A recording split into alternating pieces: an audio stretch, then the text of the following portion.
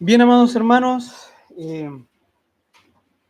quisiera saludar a todo aquel que no he podido saludar.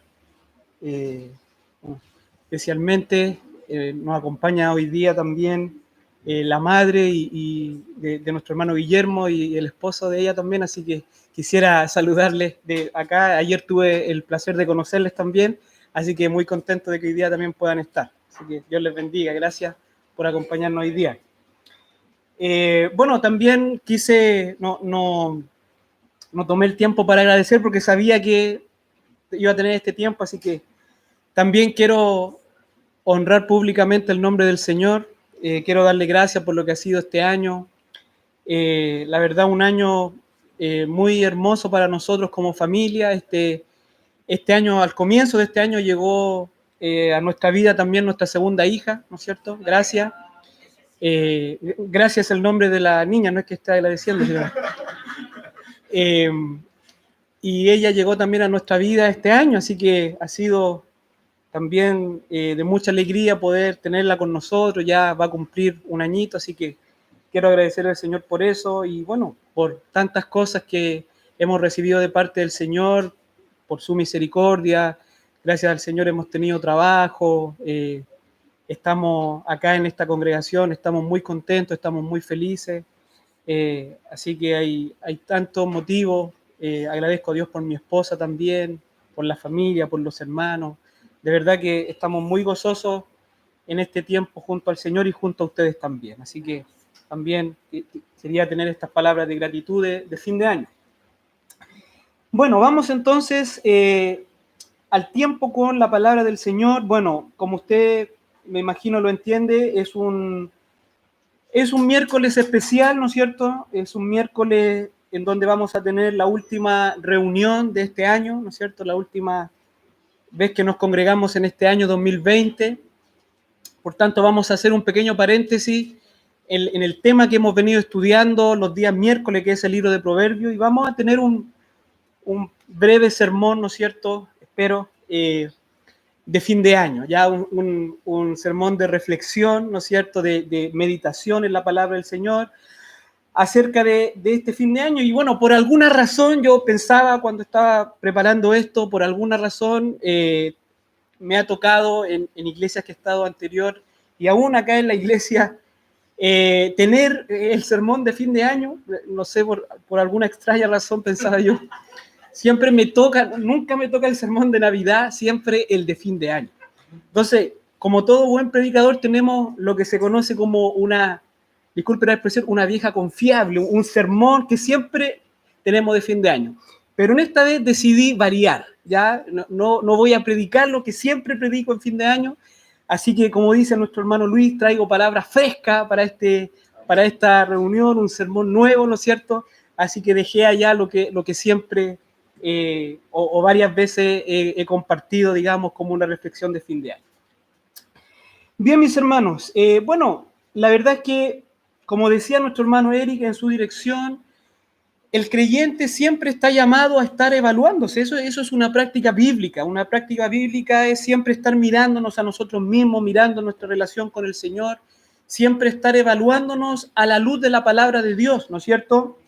Pero un fin de año, ¿no es cierto?, es un tiempo especial, ¿no es cierto?, en donde esta práctica de evaluarse y de proyectarse, sin duda puede ser algo especial, ya que, ¿no es cierto?, estamos finalizando un año y estamos comenzando otro nuevo año. Entonces, esto es lo que vamos a tratar de hacer hoy día, ¿no es cierto? Vamos a tratar de meditar, de reflexionar en algunas cosas en cuanto a nosotros, en cuanto a la vida cristiana, ¿no es cierto?, y cómo podemos nosotros, este año 2021, este año que comienza en las próximas horas, cómo nosotros podemos vivir para la gloria de Dios, cómo nosotros podemos crecer en nuestra vida cristiana. ¿Ya? Esa es la pregunta principal de este sermón.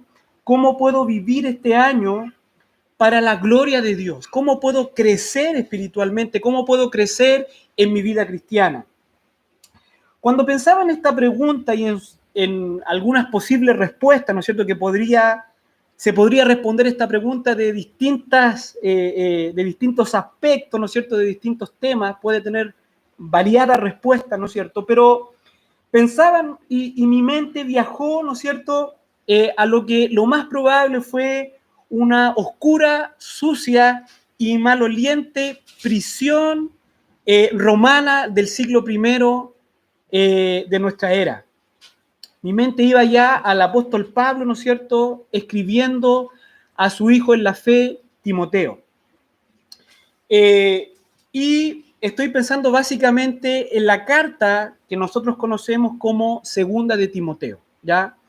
En esa carta, ¿no es cierto?, ahí hay un pasaje en donde Pablo va a dar unas últimas instrucciones, ¿no es cierto? Pablo básicamente se despide a través de esta carta y va a dar unas últimas instrucciones a su hijo en la fe, Timoteo, ¿no es cierto?, quien él mismo ha puesto en una ciudad llamada Éfeso, en el Asia Menor, en la parte oriental del Imperio Romano, quien le ha puesto allí para pastorear la iglesia, ¿no es cierto?, para ocuparse de algunos asuntos.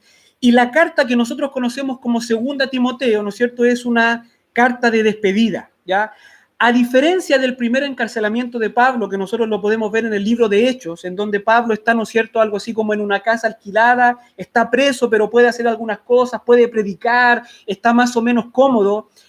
En el contexto de la segunda carta de Timoteo, Pablo está preso, pero no es esa misma prisión, ¿no es cierto? Se piensa, según los historiadores, según los que han estudiado este tema, se piensa que el apóstol Pablo dejó su primer encarcelamiento alrededor del año 62 después de Cristo, pasa un tiempo en libertad, pero al poco tiempo nuevamente es encarcelado, ahora bajo la administración del emperador Nerón, ¿no es cierto?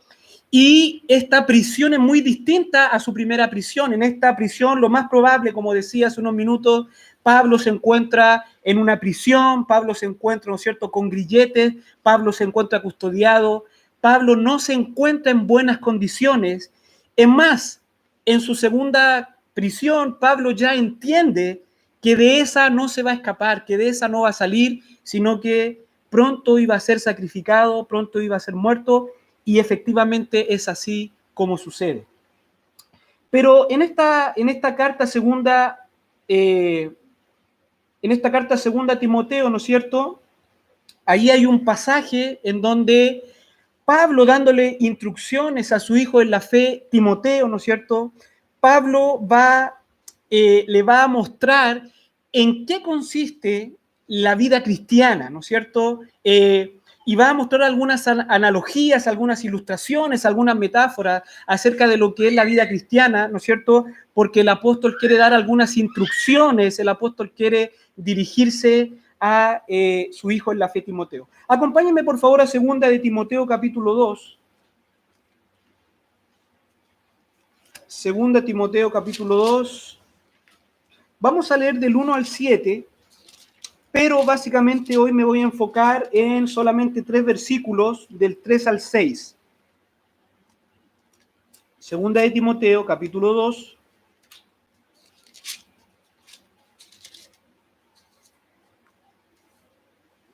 Del versículo 1 al versículo 7. Dice así la palabra del Señor. Tú pues, hijo mío, esfuérzate en la gracia que es en Cristo Jesús. Lo que has oído de mí ante muchos testigos, esto encarga a hombres fieles que sean idóneos para enseñar también a otros. Tú pues sufre penalidades como buen soldado de Jesucristo. Ninguno que milita se enreda en los negocios de la vida a fin de agradar a aquel que lo tomó por soldado. Y también el que lucha como atleta no es coronado, sino lucha legítimamente. El labrador, para participar de los frutos, debe trabajar primero. Considera lo que digo y el Señor te dé entendimiento en todo. Acompáñame, por favor, en una breve palabra de oración. Querido Padre, te damos tantas gracias, Señor, porque usted nos concede esta hermosa oportunidad, Señor, de poder reunirnos. Nos concede una vez más, Señor, como tantas veces, poder ser expuesto a su palabra, Señor, poder meditar en ella. Concédanos, Señor, un corazón receptivo, un corazón dispuesto a oír tu voz, a oír la verdad de tu palabra, Señor. Y que nosotros podamos hacer algo, Señor, con tu palabra, que podamos realmente tomar la decisión de ponerla por obra en nuestras vidas. Padre amado, lámpara es a nuestros pies tu palabra, Señor, y lumbrera en nuestro camino. Permítenos en esta noche, Señor, tener oídos para oír y tener nuestros ojos bien abiertos, nuestros oídos, Señor, dispuestos para oír tu voz. Padre, háblanos en esta hora, habla a cada uno de nosotros. Tú conoces nuestras vidas, tú conoces nuestras necesidades, Señor. Tú conoces lo que vamos transitando y queremos pedirte que por tu gracia y tu misericordia tú puedas obrar mediante tu Espíritu en nuestras vidas. Te lo pedimos en el nombre de nuestro Señor Jesucristo. Amén. Amén. Bien, mis hermanos, como les decía entonces, esta es una carta que escribe Pablo, ¿no es cierto?, a su hijo Timoteo. Esta es una de las denominadas, ¿no es cierto?, cartas pastorales, que son cartas personales que Pablo escribe a algunos de aquellos que él ha puesto en algunas iglesias, ¿no es cierto?, como es el caso de Tito, como es el caso de Timoteo, ¿no es cierto? En el caso de segunda de Timoteo, esta es una carta de la prisión, ¿no es cierto?, en donde prontamente Pablo iba a ser ejecutado. Los temas principales de la carta, ¿no es cierto?, es el llamado, la exhortación amorosa de Pablo a Timoteo a perseverar en la fe a pesar de las adversidades. Ese es un tema relevante en 2 de Timoteo. Y también, ¿no es cierto?, la segunda parte de la carta tiene que ver en cómo, ¿no es cierto?, las instrucciones de Pablo para Timoteo para enfrentar las herejías y las falsas enseñanzas que se habían introducido en la iglesia en Éfeso. En la sección inmediatamente anterior a nuestro pasaje, Pablo hace memoria de algunos hermanos que la habían abandonado. Al parecer, muchos creyentes en las distintas iglesias estaban retrocediendo en su testimonio cristiano a causa del encarcelamiento de Pablo, ¿no es cierto?, quien era muy conocido para todos, que era el líder o uno de los líderes de la iglesia. Entonces muchos, por el miedo a ser perseguidos, por el miedo a ser encarcelados, ya que Pablo estaba encarcelado, estaban retrocediendo en su testimonio, ¿no es cierto?, ya no estaban haciendo lo que acostumbraban, ¿no es cierto? Y es en este contexto es donde Pablo escribe esta carta a Timoteo. Si usted mira la primera parte, es un llamado a Timoteo a no avergonzarse del Evangelio, a no avergonzarse de las prisiones de Pablo. Es un llamado a perseverar en la fe, a seguir adelante a pesar de la persecución, a pesar de las dificultades, ¿no es cierto? Y es un llamado también a predicar la sana doctrina y hacer enfrente las herejías que se estaban introduciendo en la iglesia en Éfeso. Entonces, es este el contexto de nuestro pasaje, ¿no es cierto? Un llamado del apóstol, instrucciones, una enseñanza clara, personal, a su delegado apostólico o al pastor Timoteo, ¿no es cierto?, para que persevere, para que siga adelante, ¿no es cierto?, para que no se avergüence, para que crezca, ¿no es cierto?, para que vaya adelante en la vida cristiana a pesar de las dificultades. ¿No es cierto? En este contexto de amorosa, pero al mismo tiempo firme llamado de Pablo al joven pastor Timoteo, yo quisiera en esta noche extraer 3 reflexiones de la palabra de Dios de cómo nosotros debemos vivir nuestra vida cristiana en este año que está a punto de comenzar. ¿No es cierto? Decía yo en la introducción, la pregunta más importante, creo yo, de un creyente en este tiempo que comenzamos un nuevo año, o una de las preguntas más importantes debiera ser, ¿cómo puedo yo vivir para la gloria de Dios? ¿Cómo puedo yo crecer en mi vida cristiana? ¿Cómo puedo yo crecer en mi andar con el Señor Jesucristo? Para ilustrar la naturaleza de la vida cristiana, de la vida que agrada a Dios, y cómo ésta está ligada, ¿no es cierto?, al esfuerzo, al sacrificio y aún al sufrimiento, Pablo va a utilizar 3 ilustraciones o 3 analogías, ¿no es cierto?, la del soldado, la del atleta y la del agricultor. Son 3 metáforas muy hermosas que a lo largo de la historia han sido de ánimo, esperanza y consuelo para los cristianos. Y yo espero, mis hermanos, que también puedan ser parte de su reflexión, de su meditación y de sus propósitos para este año que comienza en algunas horas más. Entonces, en primer lugar, ¿no es cierto? Vamos a ver 3 puntos. En primer lugar, La vida cristiana consiste, ¿no es cierto?, o el llamado que el apóstol hace a Timoteo, que si bien es cierto, es un pastor, ¿no es cierto?, pero podemos ver en estas enseñanzas un llamado que es para todos los cristianos, ¿no es cierto? En primer lugar, un llamado a sufrir por causa de Cristo y de su obra. Un llamado a sufrir por causa de Cristo y de su obra. Versículo 3 y 4, por favor, acompáñeme nuevamente. Tú, pues, sufre penalidades como buen soldado de Jesucristo. Ninguno que milita se enreda en los negocios de la vida a fin de agradar a aquel que lo tomó por soldado.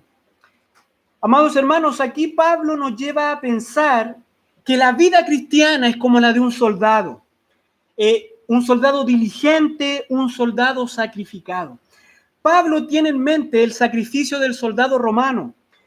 Si bien es cierto, el imperio, ¿no es cierto?, el imperio romano gozó de una paz de muchos siglos, en las fronteras del imperio esta no siempre era una situación de paz, especialmente en la frontera norte del imperio que colindaba con diversos pueblos germanos o que también los romanos le llamaban pueblos bárbaros. Constantemente los ejércitos romanos debían estar luchando y resguardando las fronteras del imperio. Ahora, esto significaba que los soldados que estaban en la frontera no podían darse el lujo de descansar, no podían distraerse. Todo el tiempo había una disciplina constante, ya que en cualquier momento eran llamados a defender las fronteras del imperio. Entonces Pablo tiene en mente esta figura, este tipo de soldado, este soldado que debía estar siempre dispuesto, este soldado que debía estar siempre listo para ir a la guerra. En el imperio habían algunos tiempos de paz, ¿no es cierto?, cuando el imperio tenía paz con estos pueblos, pero habían tiempos de guerra, tiempos de batalla, en donde el soldado debía estar dispuesto a ir a la frontera y enfrentar esta amenaza. Entonces, es esta la imagen que el apóstol tiene en mente. Así que seguir a Jesús es lo que está diciendo Pablo. Seguir a Jesús es como la vida, ¿no es cierto?, es como la vida de un soldado diligente, un soldado sacrificial, un soldado preparado, un soldado que está siempre listo y dispuesto, que hace todo lo posible con tal de complacer a su superior. Estos soldados romanos no podían distraerse, no podían enredarse en los negocios y en las distracciones de los momentos de paz. Debían estar siempre listos y dispuestos para enfrentar la batalla. Ellos sabían que peleaban por algo mucho más grande que ellos mismos, la seguridad, la estabilidad y la gloria del imperio más grandioso jamás conocido. Y eso requería de esfuerzo y sacrificio incondicional. Entonces, amados hermanos, esta ilustración pone el énfasis en lo siguiente. La vida cristiana es una vida de obediencia, de diligencia y de sacrificio. Una vida en la cual debemos estar dispuestos a sufrir por la causa de Cristo y de su obra. En donde debemos de cuidarnos, de enredarnos en las cosas de este mundo y en donde debemos siempre estar listos y dispuestos para servir y agradar a aquel que nos amó, que murió por nosotros y que nos hizo sus hijos. Debemos considerar, amados hermanos, que si nos toca sufrir, estamos sufriendo por una causa infinitamente mayor que nosotros mismos, por la obra de Cristo en esta tierra, por la expansión del reino de Dios. Pero en segundo lugar, Pablo también llama a Timoteo y le hace un llamado a luchar con las armas correctas. Versículo 5, por favor, acompáñeme. Y también el que lucha como atleta no es coronado, sino lucha legítimamente.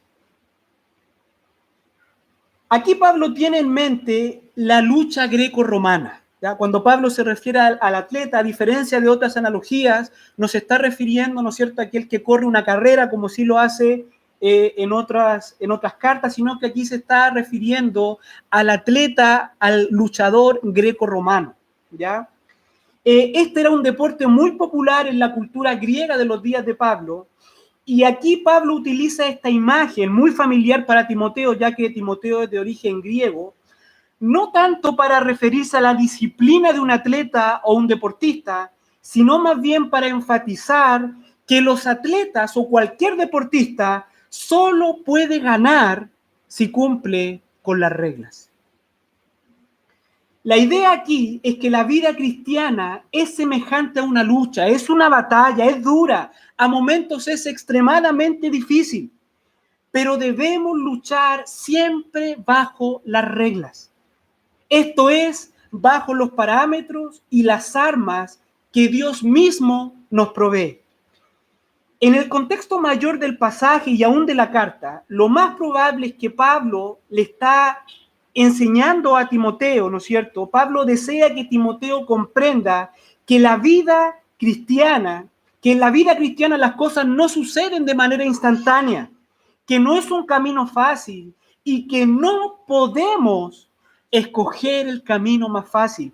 Eso sería luchar ilegítimamente, sino que debemos perseverar en las enseñanzas y principios del Evangelio. Por ejemplo, y es el contexto, si él estaba siendo perseguido por la causa de Cristo, lo más fácil era huir de la persecución, lo más fácil era dejar el ministerio, lo más fácil a lo mejor era irse a ministrar a otro lugar, por ejemplo.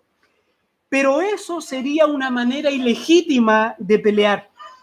Él estaba llamado a sufrir penalidades como un buen soldado de Jesucristo. Timoteo no tenía que hacerle el quite al sufrimiento, no tenía que hacerle el quite a las dificultades, sino debía enfrentarlas con las armas que Dios le da, como un buen soldado de Jesucristo. Ningún soldado, está diciendo Pablo, ningún soldado es condecorado si huye del campo de batalla. Ningún atleta es coronado si hace trampa. Ningún creyente recibirá la corona de justicia y la honra de Cristo si vive la vida cristiana de una manera ilegítima. El pastor John MacArthur escribe en este pasaje: todo el trabajo duro y la disciplina de un atleta se desperdiciará si no compite de acuerdo con las reglas del juego. Este es un llamado a obedecer la palabra de Dios en la búsqueda de la victoria espiritual. Por tanto, amados hermanos, la vida cristiana no se vive según mis opiniones, no se vive a mi manera. Eso no es bíblico, eso no tiene nada que ver con lo que Dios quiere de nosotros. Eso sería competir o sería vivir la vida cristiana de manera ilegítima. La vida cristiana se vive según los mandatos y los principios revelados por Dios en su palabra. Y en tercer lugar, una tercera analogía que utiliza Pablo para expresar la naturaleza de la vida cristiana. Punto número 3, un llamado a ser pacientes y a esperar en el Señor. Versículo 6, acompáñenme por favor, dice: el labrador, para participar de los frutos, debe trabajar primero. Aquí nuevamente Pablo utiliza una analogía que es muy familiar a la sociedad y a la cultura de su tiempo. El mundo antiguo era un mundo eminentemente rural, un mundo agrícola. Para la gran mayoría de la población era muy familiar el trabajo en el campo. La gran mayoría tenía conocimiento de lo que significaba trabajar en el campo. Ahora bien, debemos considerar que el mundo antiguo no conocía ningún método moderno aplicado a la agricultura. Esto solo se produjo en las revoluciones industriales en el siglo XVIII. En el mundo antiguo el hombre trabajaba directamente con la tierra en base a su esfuerzo, a sudor y mucho trabajo. Y solo después de ese arduo trabajo, solo después de quedar exhaustivo a causa de su trabajo, es que el granjero, es que el labrador podía disfrutar ¿no es cierto?, del fruto de la tierra, del fruto de su trabajo. Lo que Pablo está diciendo aquí, amados hermanos, que la vida cristiana requiere mucho esfuerzo, mucha dedicación, mucha paciencia, mucho trabajo. Solo de esta manera es que podemos ver los frutos, ya sea en nuestra propia vida, ya sea en la vida de otros. Cuando la Biblia habla de frutos, habla de una vida cristiana madura que glorifica al Señor. En este contexto, ¿no es cierto?, se refiere más bien a la cosecha de almas para Cristo. Timoteo debía ejercer el oficio pastoral de manera abnegada, paciente y esperar en el Señor los frutos de su trabajo espiritual. Para concluir, mis hermanos, este breve sermón de fin de año, quisiera terminar este mensaje con algunas preguntas y también con algunas reflexiones finales. Decía al comienzo de este sermón que la reflexión más importante al comenzar un nuevo año para un hijo de Dios debería ser: ¿cómo puedo vivir este año, este nuevo año, para la gloria de Dios? ¿Cómo puedo crecer en mi vida cristiana? ¿Cómo puedo crecer en mi relación con Dios? Hoy hemos visto 3 elementos que usted podría considerar en esta reflexión. En primer lugar, si usted desea crecer en la vida cristiana, usted debe estar dispuesto a sufrir por la causa de Cristo y de su obra. Repito, amados hermanos, si usted desea crecer en la vida cristiana, si usted desea agradar a Dios en cómo usted vive su vida cristiana, usted necesita estar dispuesto a perder, usted necesita estar dispuesto a padecer, usted necesita estar dispuesto a sufrir por la causa de Cristo y de su obra. Sufre penalidades como buen soldado de Jesucristo, le escribía Pablo a su discípulo Timoteo. Amado hermano, usted necesita poner a su carne en servidumbre. Usted necesita privarla de aquellas cosas que le alejan de Dios. Esto es clave si queremos avanzar, si queremos crecer. No podemos estar coqueteando con el mundo y con las cosas del mundo. No podemos estar coqueteando con las cosas que agradan a la carne y al mismo tiempo querer crecer en nuestra vida cristiana. Eso es imposible. Por lo tanto, si usted necesita perder algunas cosas, si usted necesita sufrir, ¿no es cierto?, a causa de Cristo y de su obra, usted necesita estar dispuesto si usted verdaderamente quiere crecer en la vida cristiana. Usted debe estar dispuesto al rechazo, a la burla, al vituperio por causa de Cristo. Usted debe estar listo y dispuesto a servir al Señor, a involucrarse realmente en la obra de Cristo en la tierra, que es la iglesia del Señor Jesucristo. Entonces, amado hermano, una buena pregunta para este nuevo año podría ser: ¿qué necesito dejar a un lado a causa de Cristo y de su obra?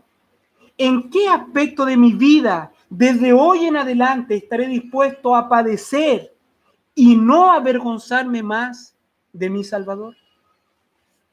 Pero en segundo lugar, si usted desea crecer en la vida cristiana, usted debe luchar. Usted debe vivir su vida cristiana de manera legítima, es decir, según lo que Dios dice en su palabra y no en base a mis opiniones. Propóngase dejar a un lado sus propias opiniones o contrarréstelas con la palabra del Señor. Sus tradiciones, sus formas, sus maneras, aún sus propios deseos carnales, y corra esta carrera según la palabra de Dios. Eche mano de las armas espirituales. Por ejemplo, entre nosotros pudiesen haber hermanos que pueden seguir teniendo en poco la práctica de congregarse, de involucrarse en la obra de Dios, y al mismo tiempo desean progresar en la vida cristiana. Amados hermanos, eso es completamente falso. Eso es ilegítimo. Eso es hacer trampa, en el lenguaje de Pablo. No puede despreciar al cuerpo de Cristo y al mismo tiempo tener comunión con Cristo. Necesitas dejar al lado tus opiniones, tus formas, tus maneras, y comenzar a obedecer la palabra de Dios. Es decir, ¿no es cierto? Esa es la forma de luchar y de pelear y de vivir legítimamente la vida cristiana. Solo así verás progresos y un día serás recompensado por tu fidelidad. Entonces, una buena pregunta para este nuevo año podría ser: ¿dónde estoy actuando según lo que yo creo y no según la palabra de Dios? ¿En qué aspecto de mi caminar con el Señor estoy peleando ilegítimamente y no me estoy sometiendo y no me estoy rindiendo a lo que la palabra de Dios dice? Por último, si usted desea crecer en su vida cristiana y vivir para la gloria de Dios en este nuevo año, usted necesita tomar la decisión de trabajar fervientemente y resueltamente en la obra del Señor. ¿Quiere ver frutos espirituales en su vida? ¿Quiere ver frutos espirituales en su familia, en quienes le rodean? ¿Quiere que Dios le utilice a usted para que otros vengan al conocimiento de Cristo? Amado hermano, esfuércese en la gracia que es en Cristo Jesús. Busque a Dios con diligencia. Dele un mejor uso a su celular. Ponga su alarma un par de horas antes de sus quehaceres diarios y busque a Dios con todo su corazón. Conozca su palabra, conozca la vida de oración. Predique el evangelio, hable a otros de Cristo. Ponga sus dones al servicio de su congregación. Levántese, busque, esfuércese, trabaje, involúcrese y espere pacientemente lo que el Señor va a hacer en su vida.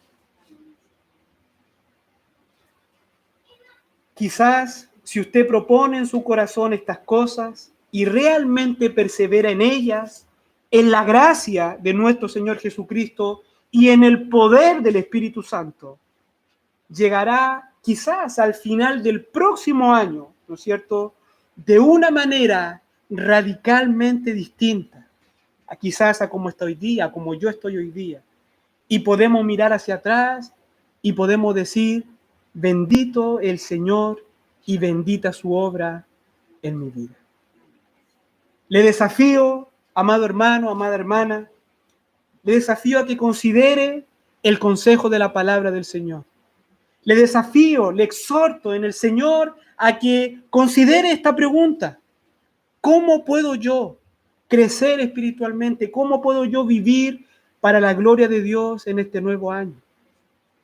Que no sea un año más, que no sea un año más de siempre lo mismo, que no sea un año más de siempre en el mismo lugar, siempre marcando el paso. El apóstol decía: dejando lo que queda atrás, metiendo lo que está por delante.